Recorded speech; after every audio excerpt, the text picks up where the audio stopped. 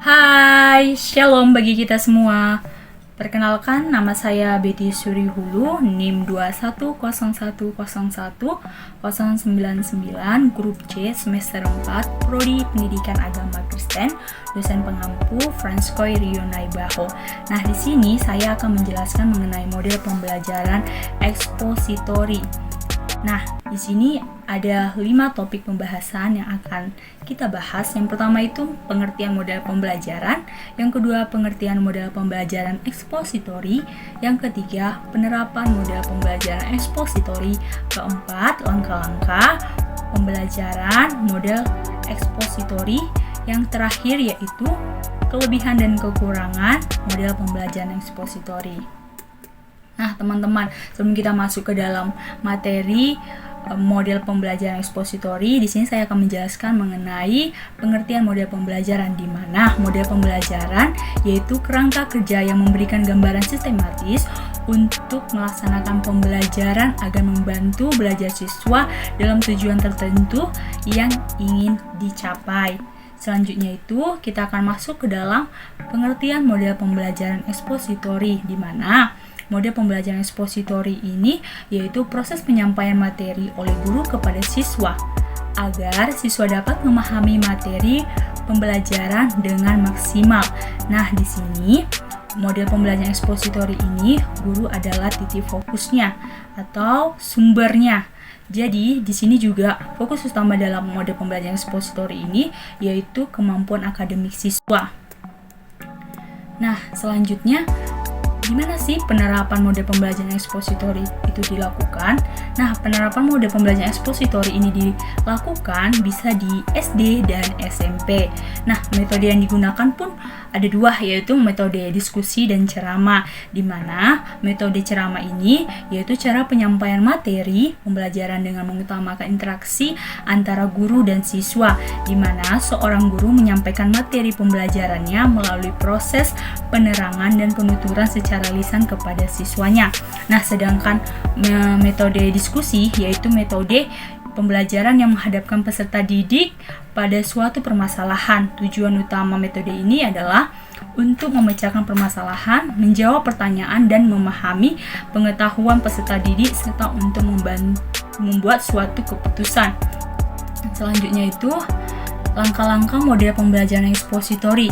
Nah, langkah-langkah model pembelajaran ekspositori ini ada 5, yaitu persiapan, penyajian, kolerasi, menyimpulkan, dan penerapan atau implementasi.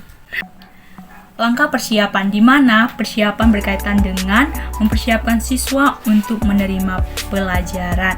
Nah, keberhasilan pelaksanaan pembelajaran dengan menggunakan model ekspositori ini sangat tergantung pada langkah persiapan. Nah, ada 3 hal yang perlu diperhatikan dalam langkah persiapan. Yang pertama, berikan sugesti yang positif dan hindari sugesti yang negatif.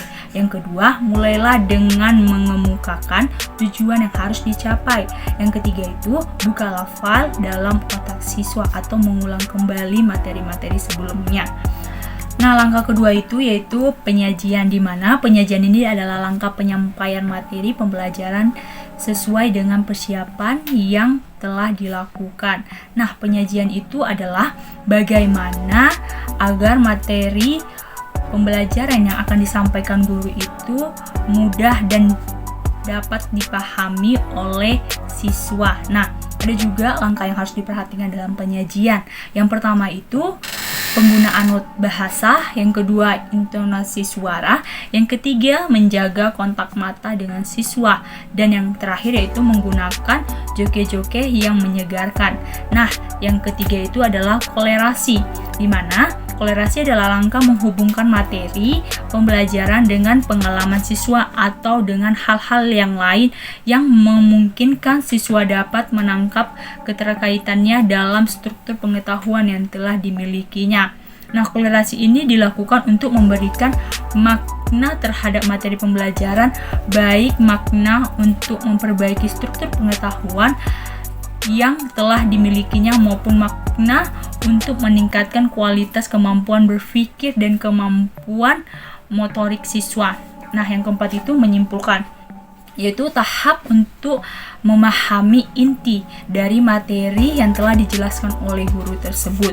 Nah, langkah ini merupakan langkah yang sangat penting dalam model pembelajaran ekspositori, sebab melalui langkah menyimpulkan ini siswa akan dapat mengambil intisari dari proses penyajian.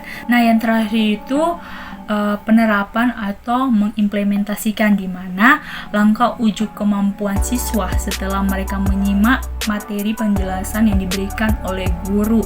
Nah, ini sangat penting dalam proses pembelajaran model ekspositori, sebab melalui langkah ini guru akan dapat mengumpulkan informasi materi tentang penguasaan dan pemahaman pembelajaran pada siswa.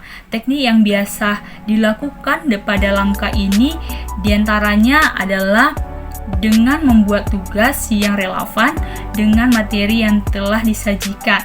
Nah, yang kedua, dengan memberikan tes yang sesuai dengan materi pembelajaran yang telah disajikan.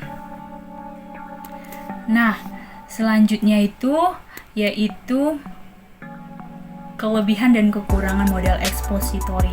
Nah, di sini saya akan menjelaskan kelebihan model ekspositori.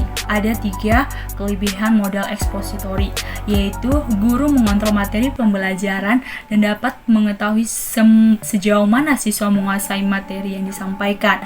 Yang kedua, model pembelajaran ini efektif digunakan jika waktu terbatas sementara materi yang harus dikuasai siswa. Nah, yang ketiga itu model pembelajaran ini bisa digunakan untuk ukuran kelas yang besar atau luas. Melalui model pembelajaran ini, siswa dapat mendengar, melihat, mengobservasikan melalui pelaksanaan demonstrasi. Nah, kekurangannya pun yaitu ada 5, yaitu kemampuan siswa bersosialisasi menjadi tidak berkembang karena lebih banyak menggunakan model ceramah. Nah, yang kedua, model pembelajaran ekspositori ini tidak bisa mengukur kemampuan siswa. Yang ketiga, model pembelajaran ini hanya cocok digunakan untuk siswa yang memiliki kemampuan mendengar dengan baik.